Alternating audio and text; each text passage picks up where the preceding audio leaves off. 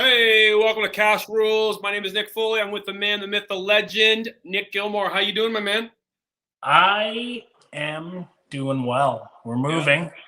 We've got a move going on. As you can see them behind me, there's nothing except boxes. So lots going on, brother. When are you heading out? Like when's the move date? Like you're actually leaving that house? Monday or Tuesday. Oh yeah.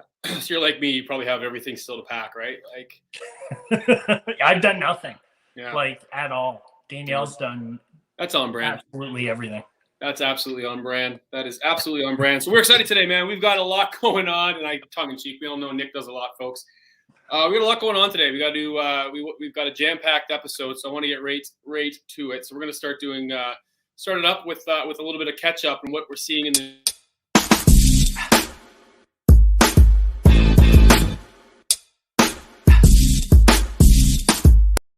Cashrules catch up. See that new graphic? What do you think of that, man? It's awesome. We're professional now. Right, exactly. I think it's coming up to the professionals. Now we got to watch for our listeners out there and our viewers on YouTube or listeners on Spotify or iTunes or wherever you get your podcasts. We're new to the graphic, so if it comes on while I'm speaking, it's your fault, not mine. So here we go. We got lots going on. So what's new? What do you want to catch up on? One of the things that the government of Ontario just passed was a little bit of a work-life balance document and in law. So they passed that the other day, and I wanted to get your insights on work-life balance and the non-compete clause and all that stuff that went with it. So basically what it is something that is making employers, or it's a regulation where employers with I don't know, and don't quote me on exactly the exact legislation, but 20 or 22 employees or more, then you need to have a policy in place where it allows for work-life balance. Okay, so you need to have a policy around emails outside of work hours and texts and working outside of work hours. Okay, and I know this is a really, really big soft spot for a lot of people because, with technology, we're always available. Right? A lot of people don't shut off. It's not healthy. And, for our mental health, it's not healthy. Okay. But unfortunately, on this podcast, for those people, and fortunately for the entrepreneurs, we speak to and for the entrepreneurs. So coming from somebody who's a business owner times a couple and an entrepreneur, this is my take. And although it sounds great, and although it sounds like it's something that people is going to help, it's bullshit, because we have so many regulations as businesses that we need to work within. Okay, so there's already so many things that we have to do, and so much money is spent on just government policies, government regulations, being a small business owner. So adding more layers of red tape in business is never good. It's never good. It doesn't promote more business.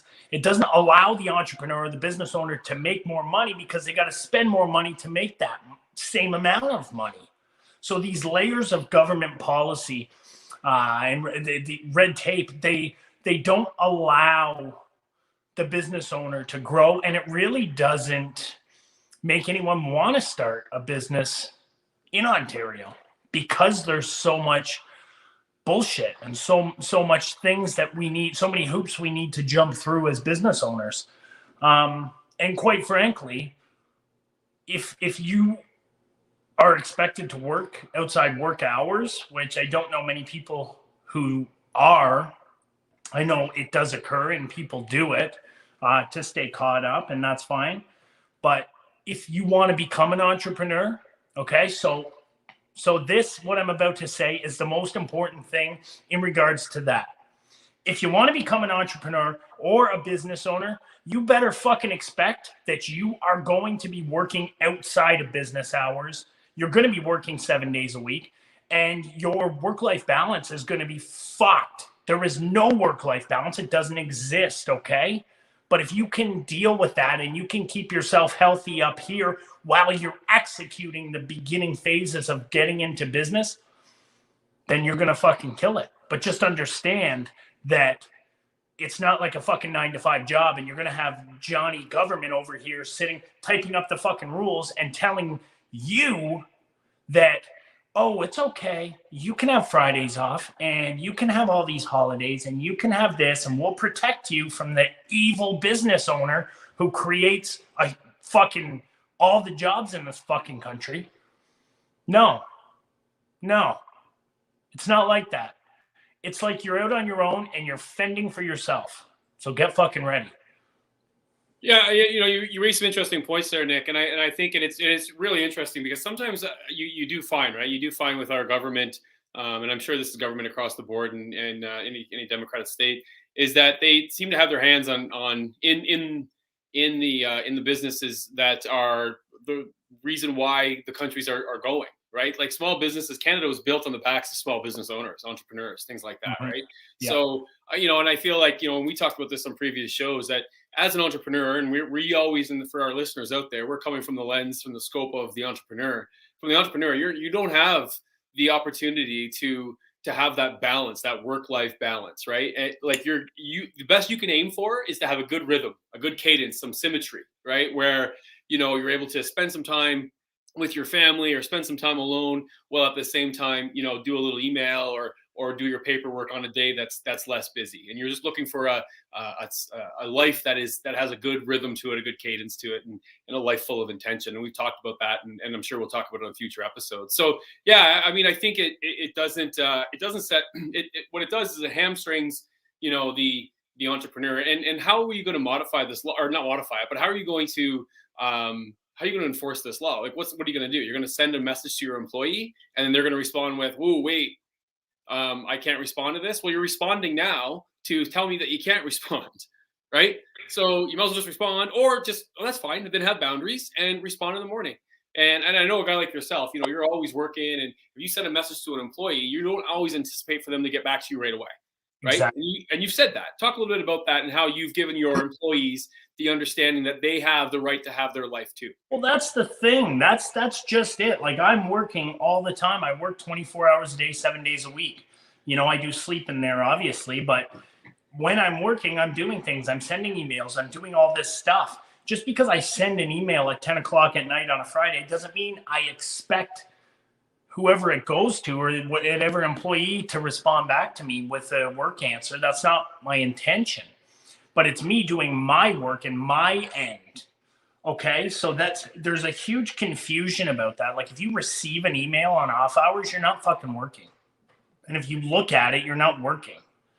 Okay. And responding to an email takes 1 second. So we're just creating, in my opinion, okay, and I'm going to get roasted for what I'm about to say, but in my opinion, we're creating a culture of people who are extremely soft and extremely vulnerable to any type of shift or change or anything that's different, because we've got all this stuff that makes it so easy for people to not work and to not provide for their family and to not hustle. And we're protected by the government. But when a real entrepreneur comes around, like me or like you or like anybody who's hungry as fuck, it's like taking candy from a baby. And I tell this to all the young entrepreneurs who I work with, or the guys and gals in high schools. It's like, you're coming up with people who are extremely soft. So if you want to be a great entrepreneur, you just need to work harder than everybody around you. And that's really not that hard. Try being an entrepreneur in fucking 1817. Can you imagine fucking trying to outwork everybody back then when everybody's already working? Yeah. Oh, I mean, yeah, there you go. And you want to bring it into this century, try being a woman entrepreneur and try to get heard for it. Exactly. That's huge. I'm so glad you mentioned that because that's something I always say too. Like even as early as like or as recent as like 1970s, 1980s. I'm not saying this still doesn't occur because I'm not saying that. Okay, so there's still boundaries for women, but like 1960s, 70s, 80s, like women who in medicine and women who were lawyers and like the struggle that and the fight and the culture, how it was all men and they had to go through and deal with all that stuff. Like, look to these people for strength. Yeah. Because they are the definition of people who change and people who can shake up an industry and people who have the stick-to-itiveness that I always talk about and just keep pushing and pushing and pushing and pushing and pushing no matter what is said, and they succeed. And those people are my heroes, and those women are my heroes. Like, as you know, and anybody around me knows, I have a huge respect for women in general. But like, I'm so glad you mentioned that because like just Yeah.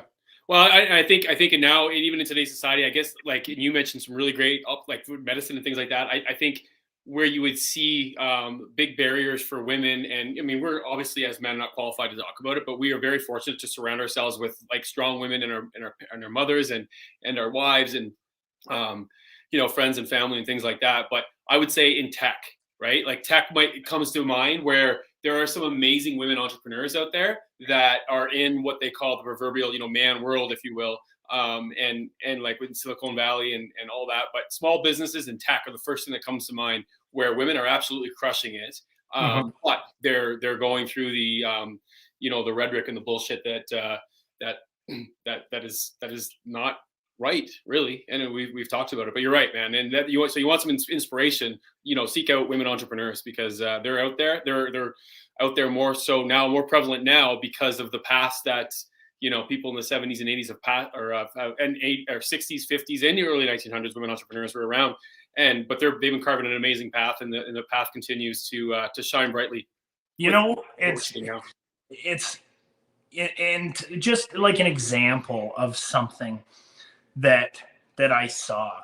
So an observation, I was watching because this like people gaming and like recording it and posting it on YouTube or like having this live stream gaming is a huge thing right now. Okay. And I'm not claiming to be a professional about it, but I was watching this YouTube video of like they were playing Call of Duty or something. And there was a guy and a girl. The girl was playing. Actually, it was a couple guys and a girl, and they were young. Like you could just tell by what they were saying in their voices, but like you could see them shooting and playing and talking. You could hear them talking, and the guy killed the character that was a girl, and he said something along the lines of, "Now get in the kitchen and make me my eggs."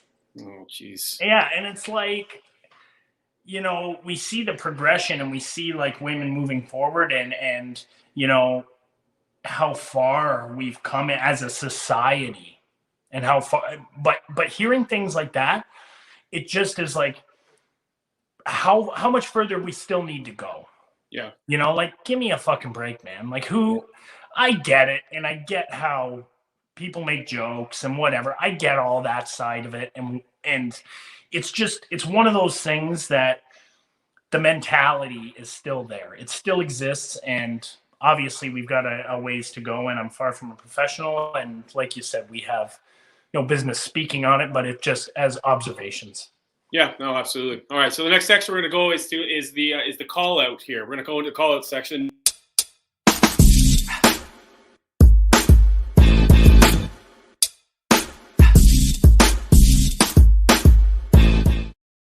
All right, so there's going to be a couple things for this one here today, Nick. And the reason being is I know we usually stick to people, but I want to start this off. I think this will be a good segue into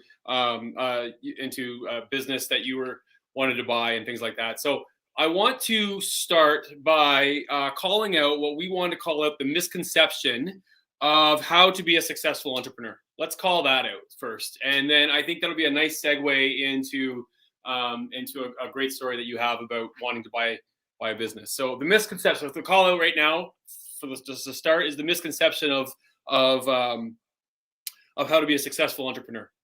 Well, the misconception is you don't give up your life for business. Okay, so first of all, and I know where we're going with this, but first of all, there's such a fucking disconnect between what people think is required for success and what is actually required for success.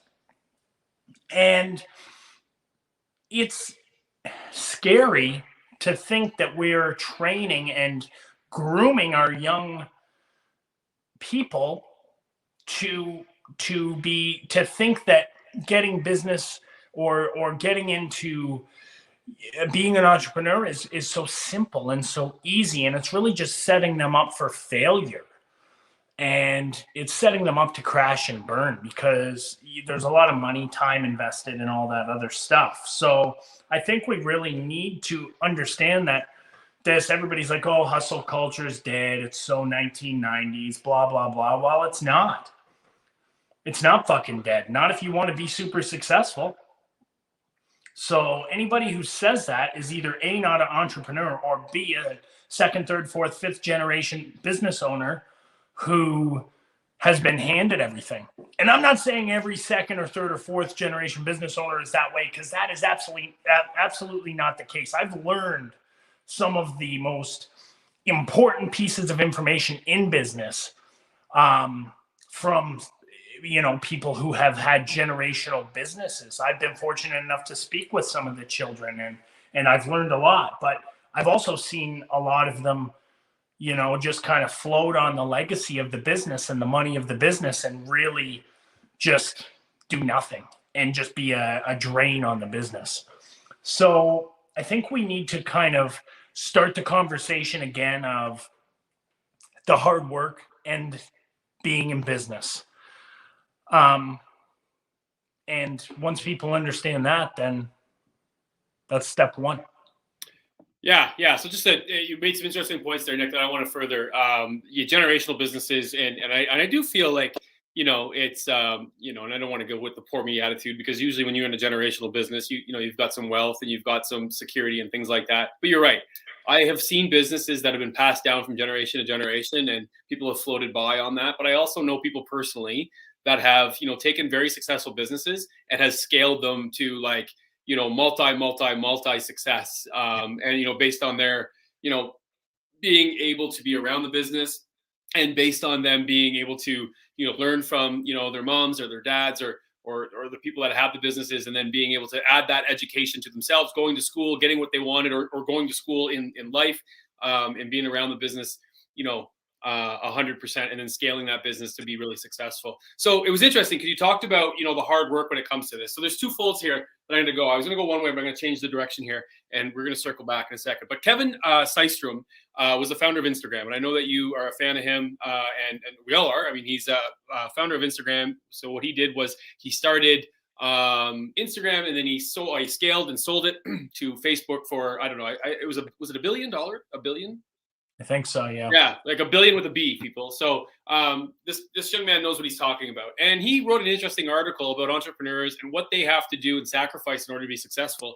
And I thought it was really interesting because it kind of talks about, like, well, it's kind of similar to what you are doing in your life. And it's the difference between what I'm doing in my life. So it's going to open up an interesting conversation, I think. So why don't you talk about that, Kevin Systrom? I'm going to let you introduce it if you want to, if that's okay with you. But like I said, Kevin Systrom is the founder of Instagram, and he sold it to Facebook for $1 billion. Knows what he's talking about. He wrote an article about what successful entrepreneurs have in common. And go ahead, Nick. So he references different super elite level entrepreneurs, like billionaire entrepreneurs and 100 billionaire entrepreneurs. And he speaks of a commonality between these people. And this isn't to say that this is everybody, but it's a commonality between them. and it's that they don't have children.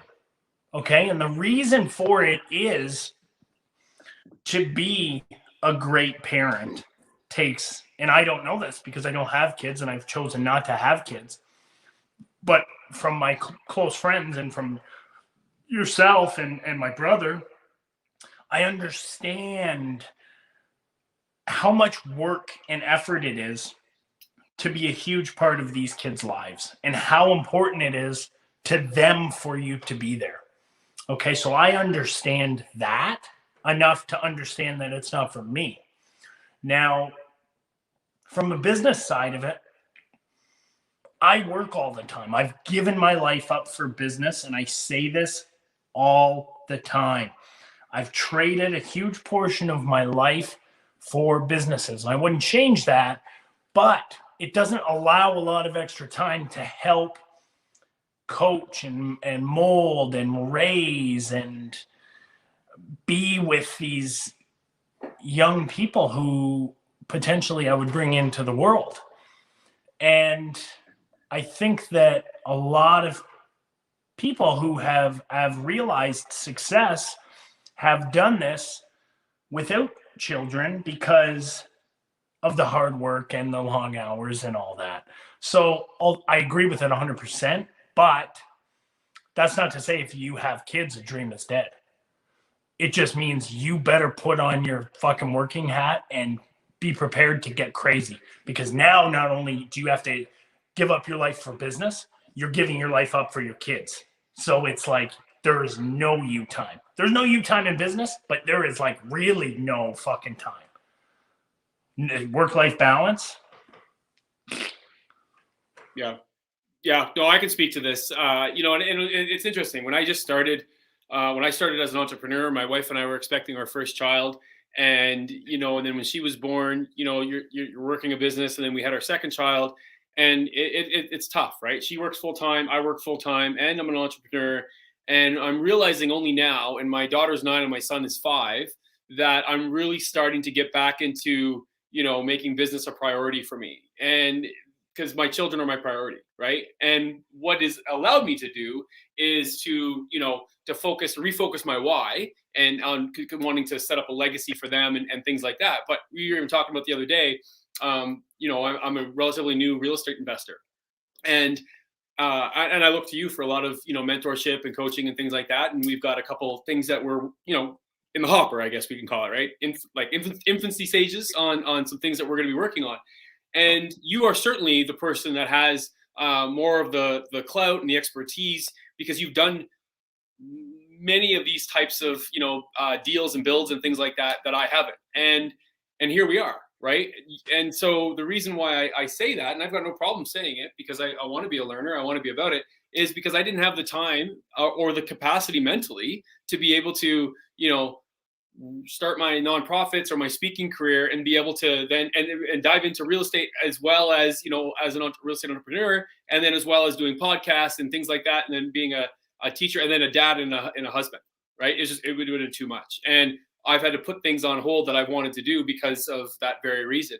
Now, what the good part about it is, it really gives me an opportunity to have perspective, right? On the sense that when I'm home, I'm present.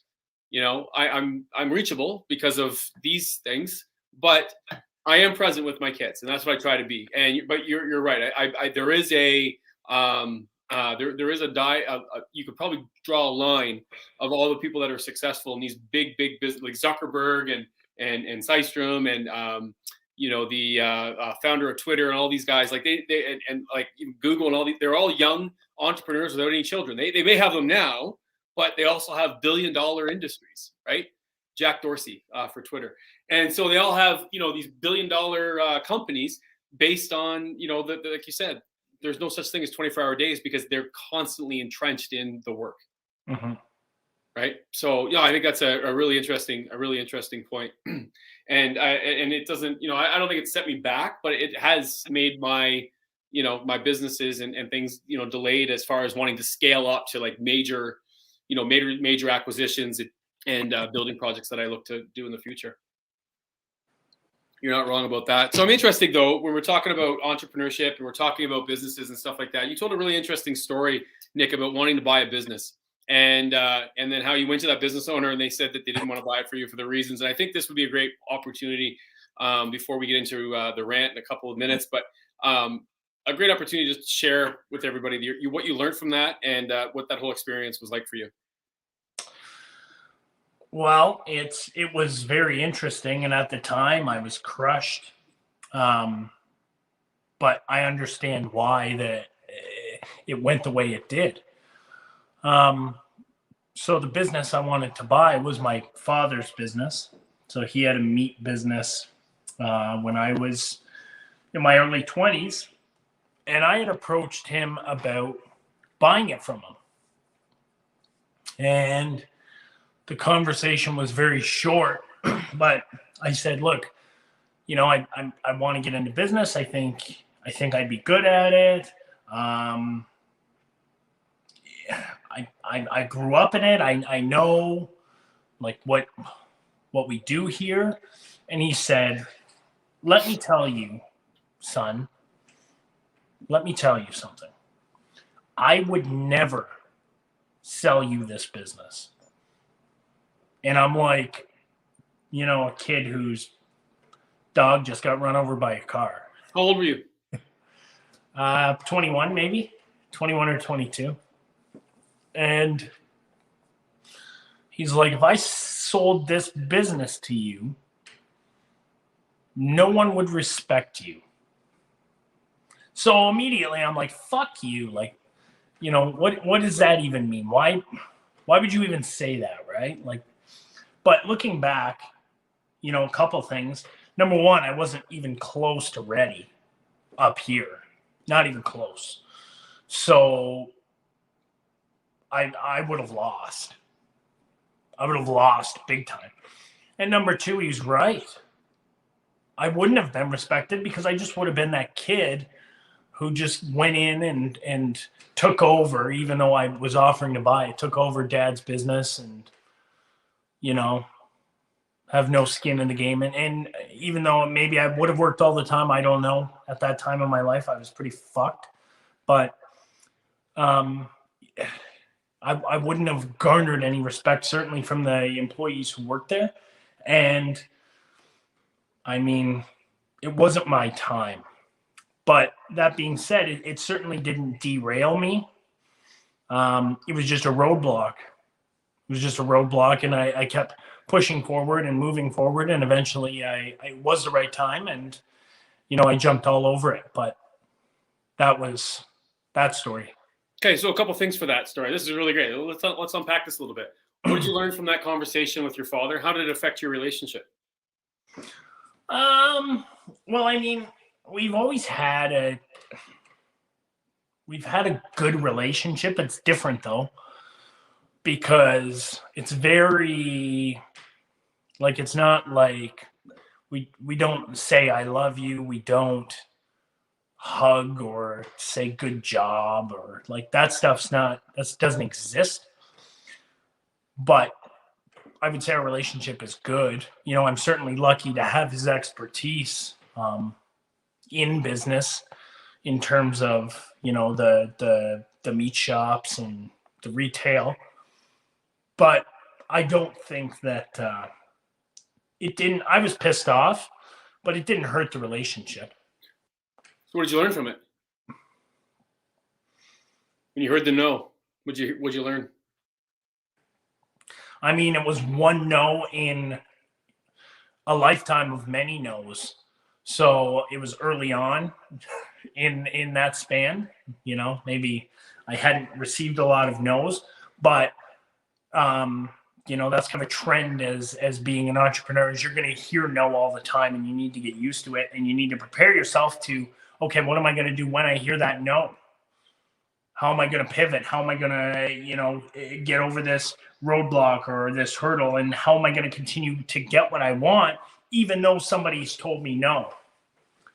So I learned that you're going to get, when you hear no, it's not the end of your journey, or it's not the end of that idea. It's just the end of, that particular conversation. I like that. I like that. So I'm going to switch gears a little bit here. And the reason why is because recently in the news, Twitter just hired a new CEO. You may know this. Parag Agrawal, and I'm probably getting the name wrong. Hopefully I'm not. But so he was part of the strategy team that was been with strategy and innovation on Twitter for many years. He was the CTO for Chief Technological Officer since 2017, and he was with Twitter for a decade. My question is this, Nick. He's now the CEO of the company. Jack Dorsey stepped aside, and by the way, good job, Jack Dorsey. I mean, he's still worth, I think $4 billion. By the way, he's the founder and the former CEO of Twitter.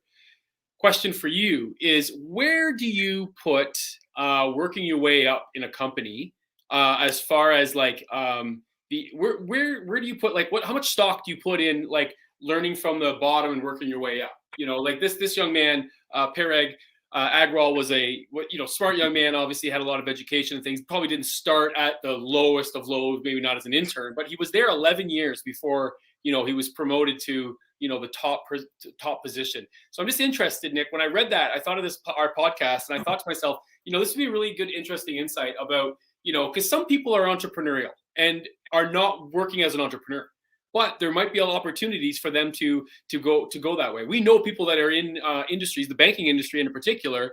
The one guy that you do business with that I've connected with a few times, we'll do business with in the future. He is very entrepreneurial, right? But he doesn't work as an entrepreneur by himself. But he has the constraints, but also the network and the safety net of a big corporation. So I'm just curious what your thoughts are on something like that, and I just kind of wanted to shift gears and to see where you are with that.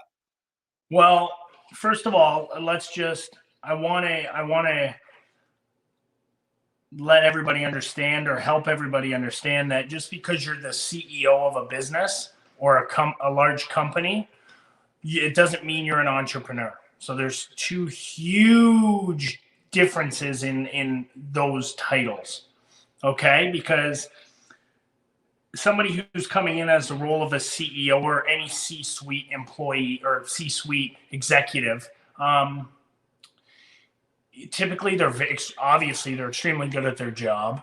They're well connected. They understand the business, but what they can lack, or it's a possibility they lack if they're not an entrepreneur, the ability to take risks, or the internal, gut feeling of knowing when it's a good time to do something, or just being able to grind it out and work these crazy hours. So I'm not saying that this is all, every single C-suite executive who exists, but just because you're a CEO doesn't make you an entrepreneur. But hiring within a organization, I think, is huge. Why look outside of the organization if you don't need to? Okay, so you've got people who are moving up through the ranks and climbing the ranks and learning the different facets of the business. I think there's nobody more valuable than a person who understands every single point and every single detail of that business. Because if there's a part of a business, okay, any business, I don't care what it is, if there's a part of a business and the person who's in charge of that business doesn't understand it, that's where you can lose a lot of money. Okay, and this is where a lot of business owners and entrepreneurs get lambasted, because maybe they don't understand the accounting. Okay, so they just trust their accounting team or their accountant or their bookkeeper or whatever, and they're not filing for their HST, and they're not taking the proper payroll deductions, and they're just fucking up. Well, if you don't understand that, then you can't identify that there's a problem and fix it until CRA comes in and says, knock, knock, knock, you owe us X amount of dollars, right? So that's one example of not understanding your business. So the leaders of the business and the people in charge need to understand the business as a whole. And I think that hiring from within really promotes the mentality of that, because it takes somebody who's kind of worked in through all those different little crooks and crevices of the business and understands, where things may go wrong, and the possibilities of, where there may be a misfire, and they're able to correct these from the top. And oftentimes for someone coming into that CEO position, and if they don't understand, the business, obviously there's a huge reporting team and there's whole layers of management in these organizations. But oftentimes by the time a problem reaches the top management level, or one of these layers of management that can actually make a judgment or a decision, it's too late. It's too late, and a lot of money has been lost. So if you're able to identify these problems and you're able to cut them off before they happen, then, you're certainly going to do your job as a CEO, and shareholders are going to love you. Yeah. So, question for you then, and I think you're 100% right within hiring within the business. So my question is for you: what would be some circumstances, Nick, where you would go outside? I'm talking about high level hiring. What would be some circumstances where you would go outside the business? I've got a couple things in my mind, but I'd like our audience to get some input on your thoughts. So you go outside the business to hire a CEO or president or CFO, whatever you want to call it, or COO, whatever, like a high ranking officer. The person needs to be well equipped to do the job. So if they're coming from a similar sector, similar industry, somewhere that they do the same thing or something similar, that's huge. Okay, so if there's somebody who's looking for a job and you're offering a position, and they're coming from a similar position at another organization or another company, okay, well, that's a little bit different, because they may, have more experience than anybody within your corporation. Maybe there's nobody quite ready in your organization, and they're not quite groomed enough to get there yet. They will be there, but they're not quite there. So if you have somebody, an outlier, or somebody who has just recently left somewhere, and they're a good fit for that position, well, they're worth looking at the very least. Other than that, if there's somebody qualified within the organization, they certainly should be considered before going outside the corporation or the organization. Yeah, no, I'd say that. I think that if the board of directors and the shareholders realize that there's a culture problem, I guess that would be another time where you would go outside the organization where you need to be fixed. And if you're hemorrhaging money, right? Like, you need a different direction and you got to pivot. But yeah, you're right. Like, usually, and like you just said, it was a great point I never even thought of. That's why I like these podcasts so much, because I do the learning right on the spot, on the fly here. But, sometimes it's just a matter of, having a person that's a bit of a stopgap, right? So you've got someone, hey, listen, you're young, you are going to be the next CEO of this company, but you're just not there yet. Let's bring in somebody that's a little bit more seasoned veteran for the next 3 years, give them a contract, and then by then you'll have it licked, right? So, yeah. Totally. And there's so many things that can go wrong when you're at that level, and you need the experience. There's nothing you can learn other than experiencing these different things in business that's going to teach you.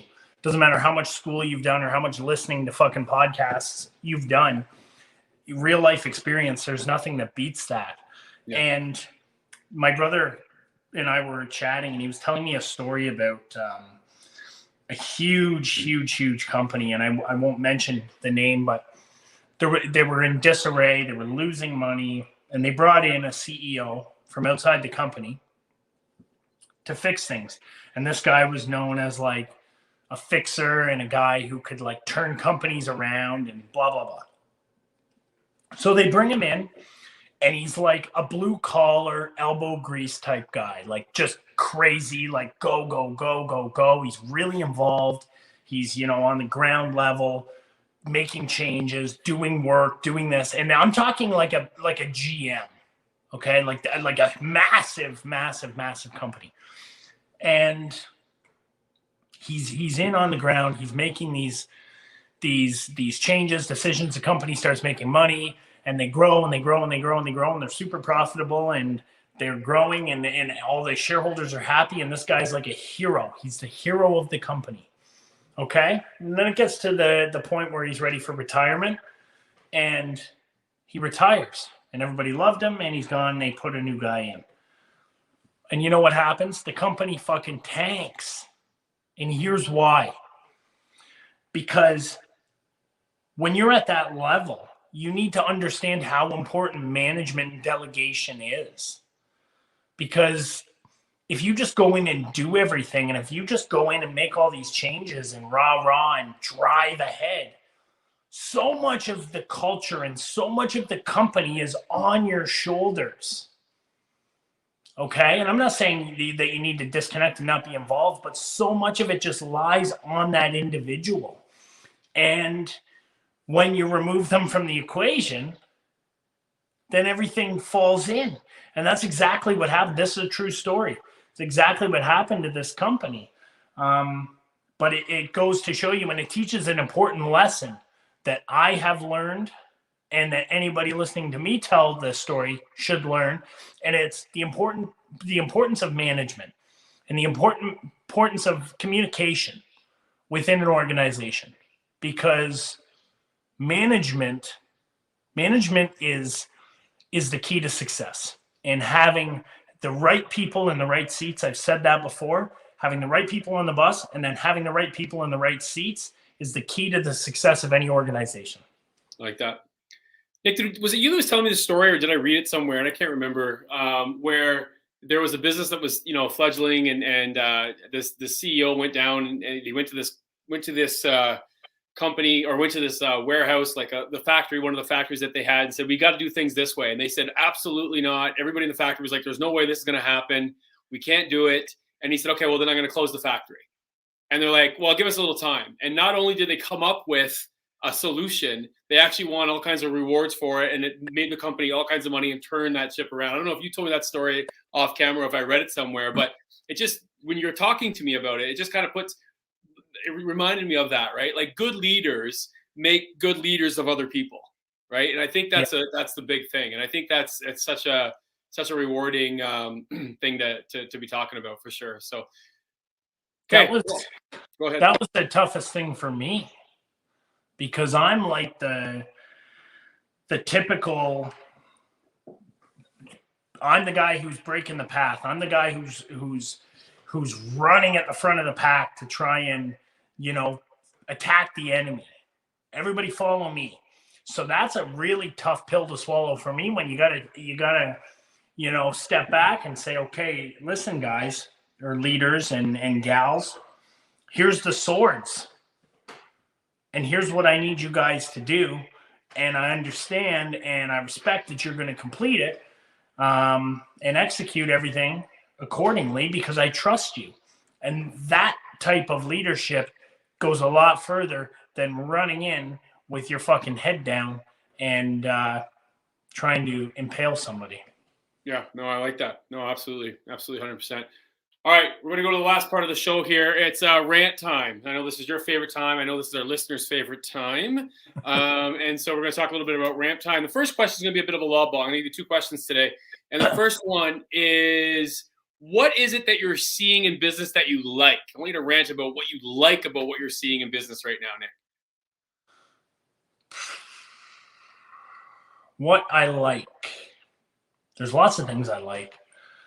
But what I'm seeing in business right now that I like is how many people are interested in getting into business. Okay, so I have lots of people who reach out to me constantly, and they're like, hey, I've been thinking about starting a business, and I just don't know how to go about it. And I've been wanting to quit my job and go out on my own, but I just don't know how. I think wanting to be an entrepreneur or business owner is like at an all-time high, because these were conversations like you never had when you were a kid. These didn't, or at least when I was a kid, which was like the 90s. It didn't exist. And I think that just how people are interested in starting business and people want to start business, and me knowing how important that is for the economy and jobs and all this other stuff, it's very rewarding to me to watch this occur and just be involved in this movement and just be such a tiny small little part of what's going on, but also being able to offer advice to anybody who asks me questions about business and about being an entrepreneur. You know, that obviously means a lot to me, number one, and I don't take it for granted, and I take it very seriously. So understand that if you ask me a question, I will answer it very seriously. I will take my time to give you the best advice I can, from my own experience. And yeah, just watching people hustle, I love it. That's what I love about business right now. Good. Okay, second question. And this is it kind of goes hand in hand. So I wanted this one to be, the first one was like, this is what you're loving about business, but you're around the ethos of it. You're an avid, learner when it comes to all things business. What is something that you're seeing in the industry? Doesn't matter what industry, let's just say the entrepreneurial business industry, that's pissing you off.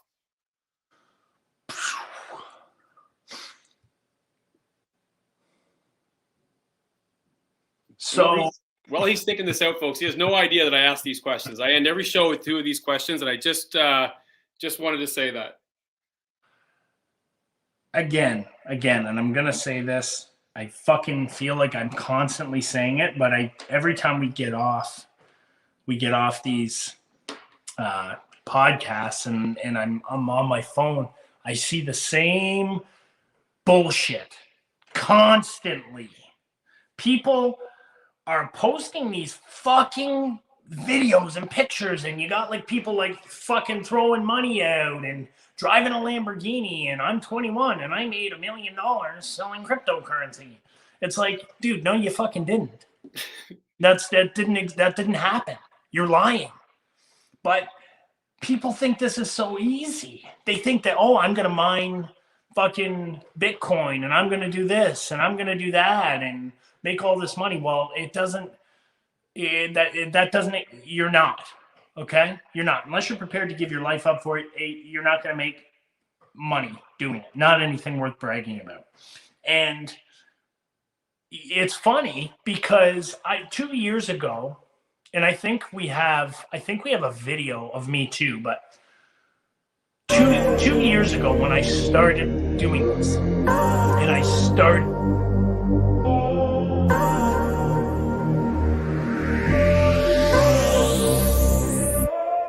Okay, so I'm scrolling through Instagram earlier today, and I get I have a few extra pounds on me, but I'm standing in front of a whiteboard, and I'm talking about how there's this misconception of, I can't even remember what the fuck that was, or what the things I was talking about, but it was something to do with how easy it is, or what you get when you're a business owner, and this versus this. So if you work for somebody, you'll make 60 grand a year. But if you're an entrepreneur, it's unlimited.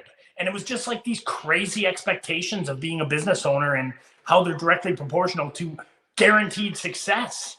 So anybody who is making these fucking videos, knock it off, because you're trash. Nobody likes them. And there's zero substance. Make something of substance. Make something that's helping people. Make something that's truly making a difference in people's lives. Stop posting this crap of you in a fucking rented old fucking Lamborghini with a chick in a bikini who you probably don't even know, and you're just paying her because you got her off Kijiji to do a fucking video because you're a bum. Stop making these videos and stop teaching our younger entrepreneurs this bullshit, because you're not helping them, you're hurting them. And it worries me. And I would love to speak to any of these people who are creating these videos, anyone, and have them give me a one-on-one how they actually made business. In fact, I would invite them to come on here because I would love them to tell me how they made so much money.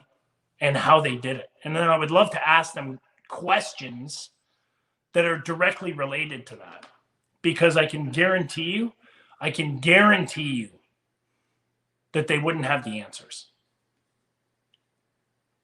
I'm Nick Foley. He's Nick Gilmore. This Cash Rules.